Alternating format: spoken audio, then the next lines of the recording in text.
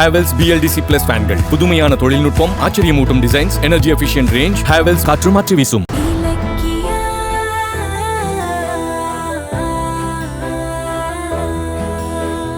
நான் கேஸ்ல இருந்து வேணா தப்பிச்சிருக்கலாம், ஆனா அஞ்சலியை இந்த நிலைமைக்கு ஆளாக்குன குற்ற உணர்ச்சியில இருந்து என்னால தப்பிக்கவே முடியாது.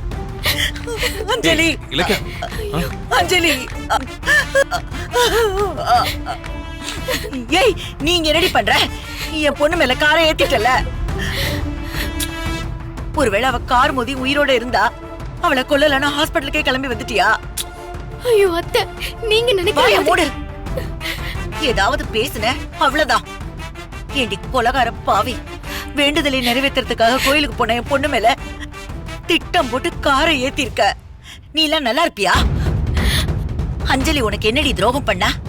எதுக்குடி அவளை கொல்ல பாக்குற? நீ அவளை கார்த்திகோட ஒன்னா வாழத்தான் விடல. பாவம், அவளை உயிரோட இருக்க கூட விட மாட்டியா? பாவி பாவி, உன்னால அவ. என்னங்க கொஞ்சம் வாய மூடுறீங்களா? இப்ப எதுக்கு இலக்கிய மேல வீணா பழி போடுறீங்க? இலக்கிய வேணும்னா உங்க பொண்ணு மேல காரம் மோதல. என் வைஃப் அப்படி பட்டவனும் இல்ல. இல்ல, இவ அப்படிப்பட்டவதான். தன் கூட ஒன்னா வளர்ந்தவ தனக்கு சரிசமமா வாழ்றதான்னு பொறாம பிடிச்சு அஞ்சலிய கார்த்திக் கிட்ட இருந்து பிரிச்சா. ஆனாலும் என் பொண்ணு அவ புருஷனோட ஒன்னா சேரணும்னு உறுதியா இருந்தா. அத பாத்துட்டு உன் பொண்டாட்டி இதுக்கு மேல விட்டு வச்சா வீட்டுக்குள்ள வந்துருவா போல இருக்கு நினைச்சு அவளை காரை ஏத்தி கொல்ல பாத்திருக்கா. ஏ இலக்கியா, அஞ்சலி யாருடி? உன் மாமா பொண்ணு தானே? உன் மாமா மட்டும் இல்லன்னா நீ, உங்க அம்மா, தம்பி எல்லாரும் பிளாட்பாரத்துல பிச்சை எடுத்துக்கிட்டு இருந்திருப்பீங்க. என் புருஷன் எங்க வைத்த காய போட்டுட்டு உங்களுக்கு வயிறார சோறு போட்டாரே, அந்த நன்றி கூட இல்லாம அஞ்சலியை அழிக்க பாக்குறியே, நீ எல்லாம் என்னடி ஜென்மம்? கொஞ்சம் அமைதியா இருக்கீங்களா? அஞ்சலியை யாரும் அழிக்க பாக்கல, இது எதிர்பாராம நடந்த ஆக்சிடென்ட், அவ்வளவுதான். அப்படின்னு இவங்க ரெண்டு பேரும் உங்களை சொல்ல சொன்னாங்களா? இல்ல, உங்க பொண்ணே தான் சொன்னாங்க. என்ன சொல்றீங்க? ஆமாம்மா, இப்பதான் அஞ்சலி கிட்ட வாக்குமூலம் வாங்கிட்டு வரேன். இலக்கியா மேல எந்த தப்பும் இல்ல. நான் தான் விரதம் இருந்த மயக்கத்துல நடு ரோட்ல வந்து மயங்கி இலக்கியோட கார் மேல விழுந்துட்டேன்னு அவங்க வாயாலே வாக்குமூலம் கொடுத்துட்டாங்க. அஞ்சலி ஏன் அப்படி சொன்னா? அவ என்ன பிளான் பண்ணிருக்கான்னு தெரியலையே. இப்ப என்ன பண்றது? இல்ல இல்ல, என் பொண்ணு அப்படி எல்லாம் சொல்ல மாட்டா. நீங்க எல்லாம் பொய் சொல்றீங்க. இல்ல அத்தை, அஞ்சலி சொன்னதை நானும் கௌதமும் கேட்டோம். அவ அப்படிதான் வாக்குமூலம் கொடுத்தா. நிறுத்தடி, இதை என்ன நம்ப சொல்றியா? இத பாருங்க, நாங்க உண்மையை தான் சொல்லிட்டு இருக்கோம், நம்புங்க. மாட்டேன். எல்லாரும் சேர்ந்து ஏதோ பிளான் பண்ணிருக்கீங்க. இந்த போலீஸ்காரர் உங்களுக்கு ஃப்ரெண்டு தானே? இவரை வச்சு பொய்யா ஒரு வாக்குமூலத்தை நீங்களே ரெடி பண்ணி கேஸ்ல இருந்து தப்பிக்கலான்னு பாக்குறீங்களா? விட மாட்டேன். உங்களை தப்பிக்க நான் விடவே மாட்டேன். ஏண்டி, உன் பிறந்த நாள் அன்னைக்கு என் பொண்ணுக்கு சாவ நாள் ஆக்கணும்னு பாக்குறியா? நீ புது காரை ஓட்டி கொள்றதுக்கு என் பொண்ணுதான் கிடைச்சாலா? உண்ட வீட்டுக்கே ரெண்டகம் பண்ண உன்ன இனிமேல விட்ட வைக்க கூடாது. என்ன பண்றேன்னு பாரு. என்ன கையெடுங்கம்மா, விட போறீங்களா இல்லையா? விடுங்கன்னு சொல்றேன்ல. ஏண்டி, என் பொண்ணை இந்த கதிக்கு ஆளாக்கிட்டு நீ தப்பிக்கலான்னு மட்டும் நினைக்காத. உன்னை ஜெயிலுக்கு அனுப்பியே தீர்வே. போங்க. இலக்கியா, உனக்கு ஒண்ணும் ஆகல? இல்லங்க, அந்த பொம்பளைக்கு எப்பவுமே அப்படித்தான். நீ கவலைப்படாத. எப்படியோ அஞ்சலியோட வாக்குமூலம் நமக்கு சாதகமாயிடுச்சு, அது போதும். இல்ல கௌதம், நீங்க இன்னும் ஆபத்துல இருந்து வெளில வரல. அஞ்சலி எப்ப வேணா வாக்குமூலத்தை மாத்தி சொல்ல வாய்ப்பு இருக்கு. என்ன சொல்றீங்க? என்னதான் அஞ்சலி உங்களுக்கு ஃபேவரா இப்ப ஸ்டேட்மெண்ட் கொடுத்திருந்தாலும் அஞ்சலியோட அம்மா அதை ஈஸியா விடுவாங்கன்னு எனக்கு தோணல. அவங்க நிச்சயமா அஞ்சலிய இலக்கியாவுக்கு எதிராக மாத்துவாங்க. அதான் அஞ்சலி தெளிவா வாக்குமூலம் கொடுத்துட்டாலே, இனி எப்படி மாத்த முடியும்? அது ரொம்ப ஈஸி இலக்கியா. என்ன மிரட்டி அப்படி ஸ்டேட்மெண்ட் சொல்ல வச்சாங்கன்னு அஞ்சலி வாக்குமூலத்தை மாத்தி சொன்னா அதைத்தான் கோர்ட் ஏத்துக்கும். எனக்கு தெரிஞ்சு அஞ்சலி சாதாரண ஆள் இல்ல. அவ எப்போ எப்படி மாறுவான்னு தெரியாது, அது உங்களுக்கும் தெரியும். அதனால இனி நீங்க தான் ஜாக்கிரதையா இருக்கணும். எனக்கு தெரிஞ்சு அவ உங்களுக்கு எதிராக திரும்பாம இருக்கணும்னா, நீங்க சேஃபா இருக்கணும்னா அதுக்கு ஒரே ஒரு வழிதான் இருக்கு. சொல்லுங்க மகேஷ் சார். அஞ்சலிய அவங்க அம்மா கிட்ட விடாதீங்க, உங்க கண்ட்ரோல்ல வச்சுக்கோங்க. அஞ்சலி கொடுத்த வாக்குமூலம் மாறாம இருக்கணும்னா அவங்க உங்க பக்கத்திலேயே தான் இருக்கணும். அஞ்சலியோட உடம்பு குணமாகி நார்மல் ஆகுற வரைக்கும் நீங்க அவளை நல்லா கவனிச்சுக்கோங்க. மற்றதை நான் பாத்துக்கிறேன். அஞ்சலியை நாங்க எப்படி கவனிச்சுக்கிறது? அது எப்படின்னு எனக்கு தெரியாது இலக்கியா. அதை நீங்க தான் யோசிக்கணும். கௌதம், நான் வரேன். வரேன். ஓகே. என்னங்க ஏசிபி இப்படி சொல்லிட்டு போறாரு? சிந்தாமணி அத்து போன வேகத்தை பார்த்தா அஞ்சலியை உசுப்பேத்தி என் மேல கம்ப்ளைண்ட் கொடுக்காம விட மாட்டாங்க போல இருக்கு. நான் நிச்சயமா ஜெயிலுக்கு போக தான் போறேன். சரி, செஞ்ச தப்புக்கு தண்டனை அனுபவிச்சுதானே ஆகணும். அனுபவிக்கிறேங்க, அதுதானே நியாயம். பாவி பாவி, கார்த்திக் கூட சேர்றதுக்கு ஏதோ பிளான் பண்ணிருக்கேன்னு சொல்லிட்டு கடைசியில இப்படி இடுப்பு உடைச்சிட்டு வந்து படுத்திருக்கேடி. உன் மேல கார் ஏத்தி இந்த நிலைமைக்கு ஆளாக்குன அந்த இலக்கியா மேல ஒரு கேஸ கொடுத்து உள்ள தள்ளாம என்னமோ உன் மேலதான் தப்பு, அவன் மேல தப்பே இல்லன்னு அந்த போலீஸ் கிட்ட வாக்குமூலம் கொடுத்திருக்கியே. அவள் என்ன அந்த அளவுக்கு பெருந்தன்மையா மன்னிக்கிற அளவுக்கு உனக்கு என்ன புத்தி கித்தி கெட்டு போச்சடி? ஷோ அம்மா, என் கேரக்டரே புரிஞ்சுக்க மாட்டேங்கிறியம்மா. நான் போய் இலக்கியாவை மன்னிப்பனா? அவ மேல கேஸ கொடுத்து ஜெயில போட்டாலும் அவ புருஷன் அவளை ஈஸியா ஜாமீன்ல எடுத்துருவான். அதனால நமக்கு என்ன லாபம்? அதான் இலக்கியாவை காப்பாத்தி என் மேல அவளுக்கு சிம்பத்தி வர மாதிரி பண்ண. இப்போ என்ன தெய்வமா பாப்பாங்க. இத வச்சு என் புருஷன் வீட்டுக்குள்ள போக பிளான் பண்ணுவேன். ஏய், என்னடி சொல்ற? இதெல்லாம் நடக்குமா? நிச்சயமா நடக்குமா. இலக்கியாவை காப்பாத்தினதுக்கு அவளும் அவ புருஷனும் எனக்கு நன்றி கடன் செஞ்சுதானே ஆகணும். அந்த நன்றி கடன் ஏன் என்ன கார்த்திகோட சேர்த்து வைக்கிறதா இருக்க கூடாது? அந்த சம்பவத்துக்காக தான் நான் காய நகர்த்திட்டு இருக்கேன்.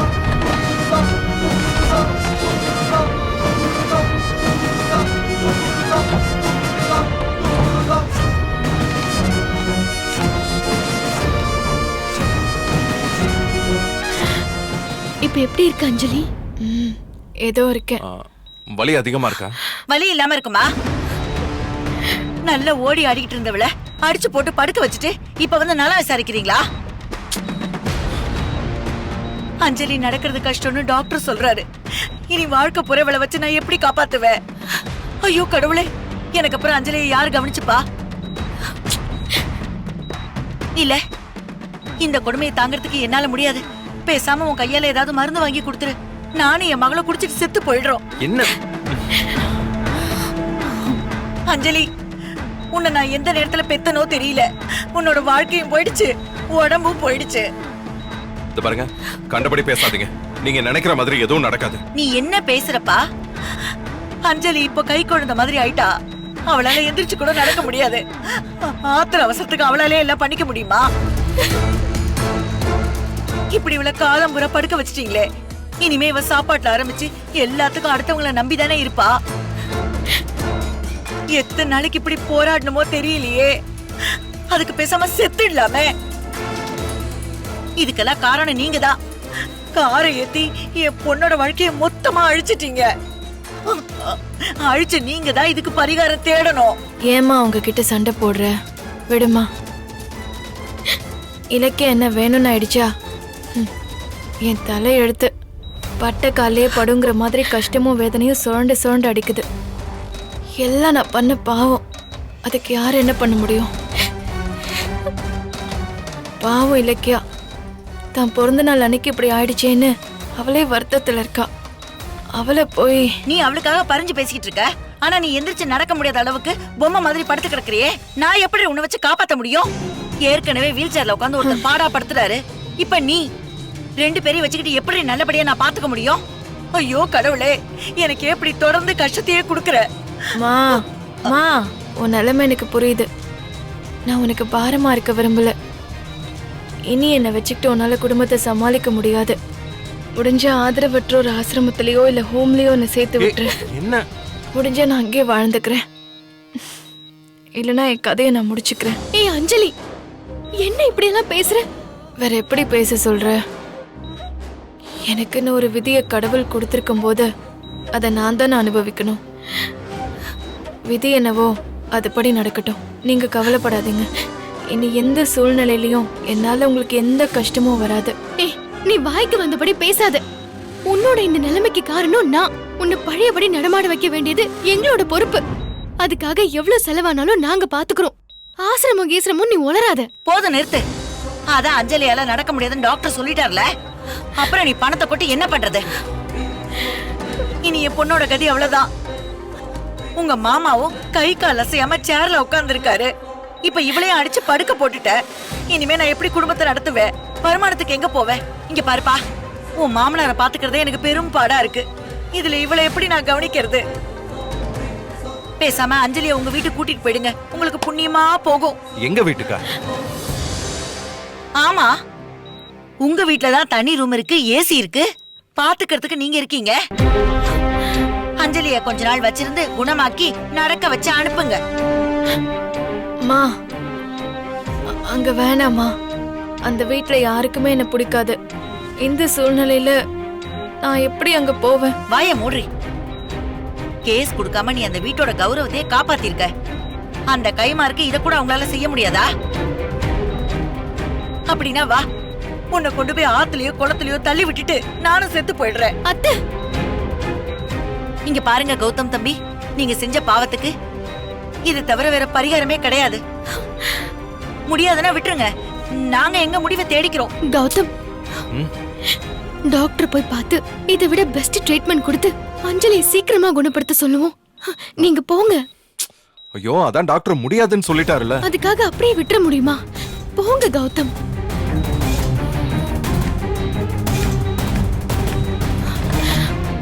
அஞ்சலி, நீ ஒன்னும் பயப்படாத, நான் பாத்துக்கிறேன். நானும் போய் டாக்டர் பார்த்து பேசிட்டு வரேன்.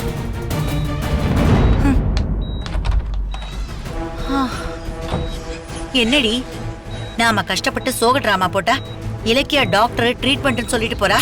மா அவ சொல்றத விடுமா. நீ கௌதமோட கண்ணை பார்க்கலையா?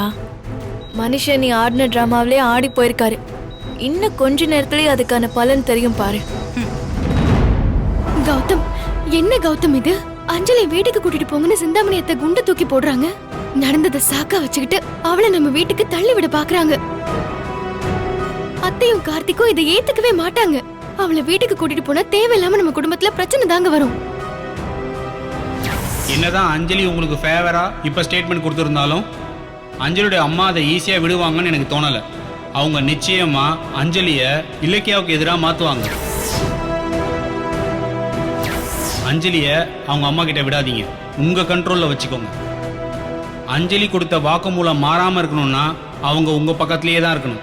அஞ்சலியோட உடம்பு குணமாகி நார்மல் ஆகிற வரைக்கும் நீங்க அவளை நல்லா கவனிச்சுக்கோங்க. மற்றதை நான் பார்த்துக்கிறேன்.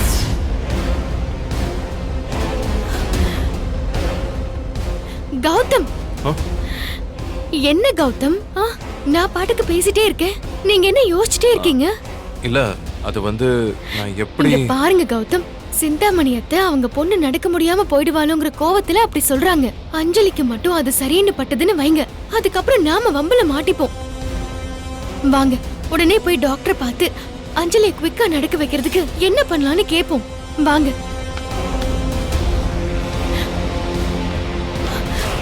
ஏன் இப்படி நின்னுட்டு இருக்கீங்க? வாங்க கௌதம். ஒரு நிமிஷம் இரு இலக்கியா.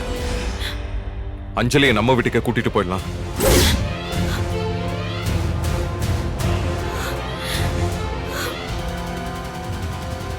என்ன கௌதம், என்ன சொல்றீங்க? ஆமா இலக்கியா, அஞ்சலி குணமாகிற வரைக்கும் நம்ம வீட்லயே அவளை தங்க வச்சு ட்ரீட்மெண்ட் கொடுக்கலாம். ஐயோ, நீங்க என்ன பேசுறீங்க? அது ஆபத்து கௌதம். நம்ம வீட்ல பெரிய பூகம்பமே வெடிக்கும். தெரியும், ஆனா அதையும் நாம சமாளிக்கணுங்கிற நிலைமையில தான் இப்ப இருக்கோம். அஞ்சலியை நம்ம இப்படியே அம்போன்னு விட்டுட முடியாது. ஏங்க, அவளை அம்போன்னு விடணும்னு நானும் சொல்லலைங்க. அஞ்சலி நம்மள கேஸ்ல இருந்து காப்பாத்திருக்கா. அந்த நன்றியை நான் மறக்க மாட்டேன். என்னால அவளுக்கு ஏற்பட்ட நிலைமைக்கு அவளை குணப்படுத்த நாம என்ன வேணாலும் பண்ணலாம். ஆனா அவளை நம்ம வீட்டுக்கு கூட்டு போறது மட்டும் சரி வராதுங்க. நம்ம வீட்டுக்கு கூட்டிட்டு போகாம அவளை உங்க மாமா வீட்டுக்கு அனுப்ப முடியாது. உங்க அத்தை சொன்ன மாதிரி உங்க மாமாவும் இப்ப நடக்க முடியாத நிலைமையில நோய்வாய்ப்பட்டு கிடக்குறாரு. அப்படி இருக்கும்போது அவரையும் அஞ்சலியையும் ஒரே நேரத்துல உங்க அத்தையால எப்படி கவனிச்சுக்க முடியும்? அப்ப அவ குணமாகற வரைக்கும் ஹாஸ்பிடல்லே வச்சு பாத்துப்போம். எத்தனை நாளைக்கு? அவ எப்ப எழுந்து நடப்பான்னு டாக்டரே உறுதியா சொல்ல மாட்டேங்கிறாரு. இதோ பாரு இலக்கியா, அஞ்சலி இப்ப நமக்கு ஆகாதவதான். ஆனா தெரிஞ்சோ தெரியாமலையோ அவளோட இந்த நிலைமைக்கு நாம காரணமாயிட்டோம். நீ சொன்ன மாதிரி அவளை குணப்படுத்த வேண்டியது நம்மளோட கடமை. வெறும் பணத்தை கொடுத்து அதை நாம சரி கட்ட முடியாது. அதுவும் இல்லாம ஏசிபி சார் சொன்னதையும் கேட்டல்ல, உன் அத்தையால அஞ்சலி எப்ப வேணாலும் மாற வாய்ப்பு இருக்கு. அப்புறம் அவ கொடுத்த வாக்குமூலத்தை வாபஸ் வாங்கிட்டான்னு வச்சுக்கோ, நமக்கு தான் சிக்கலா போயிடும். இங்க பாருங்க, அப்படியெல்லாம் எதுவுமே நடக்காது. இப்ப கூட அத்தை கிட்ட அஞ்சலி நமக்கு சப்போர்ட்டா தானே பேசினா. நீங்க தேவையில்லாம எனக்காக அஞ்சலியை நம்ம வீட்டுக்கு கூட்டிட்டு போகணும்னு நினைக்காதீங்க. நீங்க கொஞ்சம் பொறுமையா இருங்க. இல்ல இலக்கியா, உனக்கு எந்த ரூபத்திலயும் ஆபத்து வர்றத என்னால அனுமதிக்க முடியாது. சிசிடிவி ஃபுட்டேஜ், பப்ளிக்கோட சாட்சின்னு நிறைய ஆதாரங்கள் உன்னை குற்றவாளி ஆக்குறதுக்கு தயாரா இருக்கு. ஒருவேளை உங்க அத்தை சொன்ன மாதிரி அவளை கவனிச்சுக்க முடியாம விரக்தியில ஏதாவது ஒரு தப்பான முடிவு எடுத்துட்டான்னு வச்சுக்கோ, அந்த பாவமும் நம்மளதான் வந்து சேரும். சோ இது எல்லாத்துக்கும் ஒரே தீர்வு, அஞ்சலிய நம்ம வீட்டுக்கு கூட்டிட்டு போய் அவ குணமாகற வரைக்கும் கவனிச்சுக்கிறது தான். ஐயோ கௌதம், நாம அஞ்சலியை கார்த்திகோட சேர்த்து வைக்க போய் அது பூகம்பமா வெடிச்சு இன்னும் அந்த பிரச்சனை நம்ம குடும்பத்துல நீர் பூந்த நெருப்பா புகஞ்சிட்டு இருக்கு. இப்ப புதுசா இந்த சிக்கல் வேறயா? இது அத்தையும் கார்த்திக்கும் ஏத்துப்பாங்களா? ஏத்துக்க வைப்போம். இப்பவே நாம 2 பேரும் போய் அஞ்சலி வரப்போறத பத்தி ஜானு கிட்டையும் கார்த்திக் கிட்டையும் சொல்லி அவங்கள தயார் பண்ணுவோம். அது முடியும்னு நீங்க நினைக்கிறீங்களா? முடிச்சுதான் ஆகணும், நான் முடிவு பண்ணிட்டேன். பாத்துக்கலாம், நீ வா. கௌதம், எனக்கு என்னமோ. ப்ளீஸ் இலக்கியா, நான் சொல்ல வரத புரிஞ்சுக்கோ. உங்க மாமாவை அந்த நிலைமையில வச்சுக்கிட்டு உங்க அத்தையால அஞ்சலிய கவனிச்சுக்க முடியவே முடியாது. ஒரு மனிதாபிமான அடிப்படையிலையாவது அவளை நம்ம வீட்டுக்கு கூட்டிட்டு போய் சீக்கிரம் குணப்படுத்தி அனுப்புவோம். இலக்கியா, ரொம்ப யோசிக்காத, வா. முதல்ல ஜானு கார்த்தியை பார்த்து பேசுவோம். வா.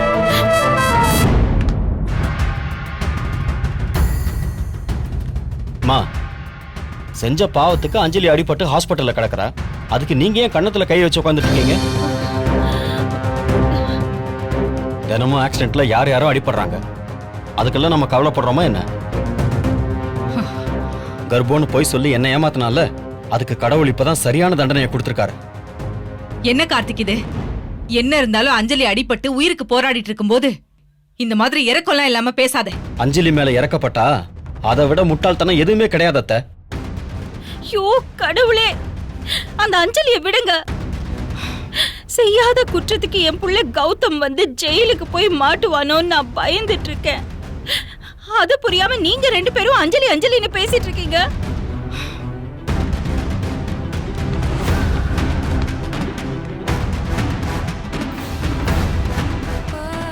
ஆனா இப்போதைக்கு பேஷண்டால எழுந்து நடக்க முடியாது.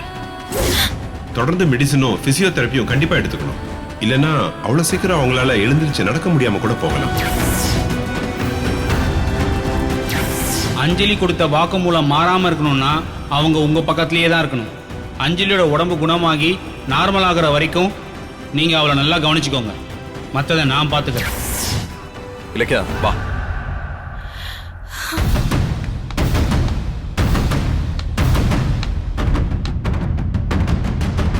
கௌதம், கௌதம் என்னப்பா ஆச்சு? ஏதோ உங்க வண்டியில வந்து அஞ்சலி அடிபட்டு ஹாஸ்பிட்டல்ல இருக்காளாமே. சிந்தாமணி வந்து இங்க என்கிட்ட சண்டை போட்டுட்டு போறா. என்னதான் ஆச்சு? அவங்க சொன்னது உண்மைதான் ஜானு. புதுக்கார கோயில்ல பூஜை போட்டு எடுத்துட்டு வரும்போது திடீர் அஞ்சலி குறுக்க வந்து அடிபட்டுட்டா. கடவுளே, அஞ்சலி வந்து அடிபட்டாளா? ஏன் கௌதம், உன் பொண்டாட்டியை காப்பாத்த பாக்குற?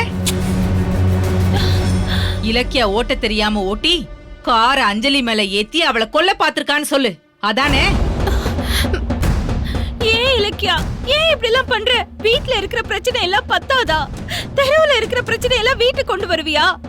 என்னமா நீ? ஜானு, ஏன் உனக்காக புதுசா வாங்கின கார முதல்ல நீ தான் ஓட்டணுமா? அப்படி ஏதாவது சட்டம் இருக்கா? சொல்லு. கௌதம் ஓட்டி இருக்கலாம்ல. அதுக்கப்புறமா நீ கொஞ்சம் கொஞ்சமா பழகிறதுக்கு ஆள் இல்லாத இடத்துல வந்து நீ கார் ஓட்டி பழகலாம். ஏன் இப்படி அவசரப்படுற? ஜானு, அவளை ஏன் திட்டுற ஜானு? அவ வேணான்னு தான் சொன்னா. ஆனா நான் தான் அவளை ஓட்ட சொன்னேன். நீ சும்மா இரு. எல்லாம் ஒன்னாலதான் கௌதம். ஏன்பா, கார்த்திக் வாழ்க்கையில இவ்ளோ பிரச்சனை போயிட்டு இருக்கு. இந்த நேரத்துல உன் பொண்டாட்டி பிறந்த நாளை கொண்டாடுறது ரொம்ப முக்கியமா? அவளுக்கு புது கார் வாங்கி தான் கொடுக்கணுமா? ஏன் 2 பேரும் இப்படி பொறுமை இல்லாம இருக்கீங்க? இலக்கியா, வர வர நீ பண்றது எதுவுமே சரியில்லை. இந்த குடும்பத்தோட நிம்மதியை கெடுக்கணும்னு கங்கணம் கட்டிட்டு அலையிற. ச்சே. ஜானு